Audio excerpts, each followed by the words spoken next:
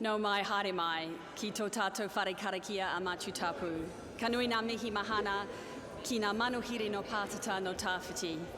A very warm welcome to you all this morning. It's a great pleasure to welcome you all to this breakfast. To welcome you all on behalf of St Matthew's and on behalf of the Auckland Chamber of Commerce. We're all aware of the amazing cultural diversity of our city, and we enjoy that diversity every day, all of us. We enjoy that diversity very much here at St Matthew's in events that we hold in the church and in our weddings, take weddings for couples from many, many cultures. And on a Sunday morning, there's always a great range of cultures and nationalities worshipping here with us. And so we know that diversity brings with it many benefits and many challenges. And our hope today for this breakfast is that we can all learn a little bit and reflect on the experience of our speakers and those who you're sitting with today, that we can all learn from each other. I am what they call a Generation 1.5. I didn't know this until I completed my research for Super Diversity Stocktake. But a 1.5 generation are people who've been here between the ages of 6 and 18. They immigrate to another country. And they actually are a very precious bridge for Auckland and for New Zealand in terms of the new migrant population and the existing mainly Anglo-Saxon European population in New Zealand at the moment. When you arrive in a country at a young age, you spend most of your life involved in what I call cultural intelligence, not IQ, not EQ, but CQ.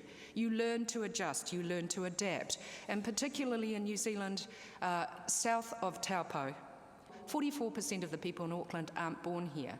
56% of the talent pool in Auckland are migrants and they're New Zealand-born children. These statistics really force us to think hard about adopting a formal multicultural policy and allocating some resource to it. Because if we don't do that, what we're going to do is get the downsides. And that's my second key point. If you don't invest, given the super diverse ethnic situations we are now in, then you are not going to continue to benefit from and enjoy the diversity dividend. There is a thing called social capital. It's about trust in societies. When I have interviewed and surveyed some of the super diverse who are visually different, what they tell me is there is more open hostility and discrimination now in Auckland than they have ever experienced. There is a requisite minimum level of social capital required if you want to continue to take the financial capital dividends. Export dollars, international students, tourists, dairy products, non-dairy products. When you think of all the ways in which we benefit from super diversity, all of the surveys show, for the bottom line, greater creativity, greater productivity. I'm an engineer, so you should expect probably that you're going to get a graph from me. So the graph is very easy. So up the y-axis is team performance. So if you're halfway up, you're probably competent. Above that, outstanding. So that's all the engagement and creativity. And along the bottom is time. So that reflects sort of a few years of time. So I'm going to draw 3 lines. This is the first line. So this is my view on the performance of traditional teams. So teams are people that look probably a lot like me, managers that look a lot like me. And I've kind of drawn it going downwards to reflect what May says. Actually, the labour pool for those sorts of people is declining. And as it goes further, you're going to have real trouble. You just end up stealing staff from your competitors and then they steal them back. I'm going to draw the next line. So this is my observation of a multicultural workplace. And what you can see is actually it's below. So the team performance drops when you become a multicultural team. My view is it goes up over time, again as May says, because the labour pool, the talent pool is growing. Now this would be a really sad graph if I ended it here, because this isn't my experience with a multicultural team. So this is my experience. So when we first became multicultural, yes, we had problems, but once we worked out how to make it a competitive advantage, we absolutely outperform any traditional team. I remember we were on that blue line. I had a lot of staff from all over the world, and I couldn't work out why we couldn't get my staff, particularly from Asia, to speak up. We had the best talent in the world, but it was really hard to get engaged. I got invited one day, it was a tradition to be invited out to Yum Cha lunch. And so I thought, great, this is fabulous. I'd love to go to Yum Cha lunch. And some of you will know, this was my Yum Cha moment. Doris Wong, one of my staff, originally from Hong Kong, would say about 12 words a day. Brilliant engineer, but not verbose. We went to Yum Cha, never stopped talking. And I sort of sat there and thought, wow, it's just the context is wrong. I think was the most interesting to me. We talked about initiative. Everyone knew to be successful in New Zealand, you have to show initiative. And then we asked folk from different parts of the world what they thought initiative meant. And for a lot of them, it was working really hard, doing your job really well, finding better ways to do your job.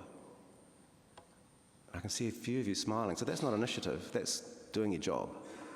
I remember leaving the office one day, going to my car, and I'd forgotten my umbrella. I thought, damn it, excuse me. So I walked back, pressed the button for the lift, bing, the door's open, all my Asian staff are in the lift to go home. I thought, that's coincidental. Hi, how are you? Well, someone told me, well, of course they're waiting for you to go home, Matt. They thought that was initiative. So initiative is not that. Initiative is doing what you're not asked to do, what's not in your job description that no one else is doing. The great thing was, and this is my key point, is that we didn't have a little program for our Asian staff to upskill them.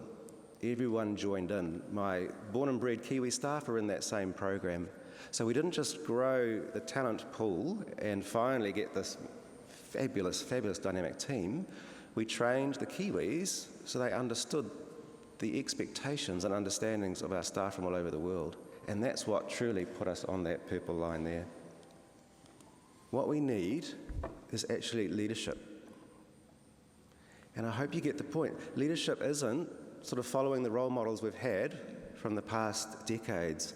It needs new skills, and it also needs an understanding that unless you do something to manage cultural diversity, you will stay on that blue line. Just like in any family, not all children are the same. The parents look after the particular and diverse needs of each of their children. The same is true of the Nirvana family.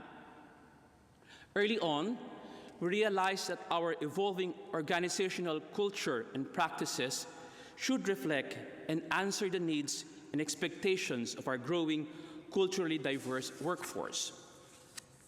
Together, we celebrate each other's religious and cultural festivals. The clinic and head office staff look forward to the visit of our Muslim colleagues on the morning of the holy feast of Eid, following the month-long celebration of Ramadan. They bring with them sweets and gifts, which traditionally is offered to family and close friends. During the Hindu festival of Diwali, staff come to work in traditional Indian wear. Even non-Indians bring out their saris from their closets in this special day. On the other hand, red is the color of the day when we celebrate the Chinese New Year Tet. Everyone looks forward to the annual Christmas party. It is always a time to celebrate this Christian feast with merriment and expressions of goodwill. Easter is more a solemn occasion, but celebrated by everyone as well, with a sharing of Easter eggs and best wishes. Since the clinic network operates 7 days a week, 365 days of the year basis, it is common practice that staff offer to work extra hours on these special occasions to allow their colleagues to take the time off to celebrate the occasion with their respective families. It is moving for a Christian to offer to work so that the Muslim colleagues can celebrate Ramadan and Eid. In our own little way, we believe that promoting cultural diversity in the workplace is a catalyst for development as well as social cohesion and peace. As embodied in the UNESCO Declaration, cultural diversity is a driving force of development, not only in respect of economic growth, but also as a means of leading a more fulfilling intellectual, emotional, moral, and spiritual life. At the same time, acceptance and recognition of cultural diversity are conducive to dialogue among civilizations and cultures, respect and mutual understanding. Aotearoa is a migrant country, a people conscious of the weight of history, who believe that life must have sparkle and the rich satisfaction of generously crafted miracles, living life and having conversations through kia tika, kia pono, kia aroha, mana tangata, and togetherness. 3 quotes that I'd like to mention before I go into what the speakers said. One is by Mahatma Gandhi, who said, "Be the change you want to see in the world." Mother Teresa, "Be kind whenever possible. It is always possible." And Pope Francis, "Ensure that humanity is served by wealth, not ruled by it." In a rearranged world, it is important to have the integration of the sacred and the secular, a blending and weaving for mutual enrichment upon newly discovered common ground. 3 questions that I would like to ask the audience. How do we engage in real-world issues? What are we prepared to commit to? What are we willing to act on? St Matthews has been around since 1848, and its people have always been engaged in the life of the city and the businesses. From the shops that have always lined the streets to the businesses creating jobs and opportunities, St Matthews has always engaged in politics, in social change, in the care of the needy, the care of the earth, and the care of the rich.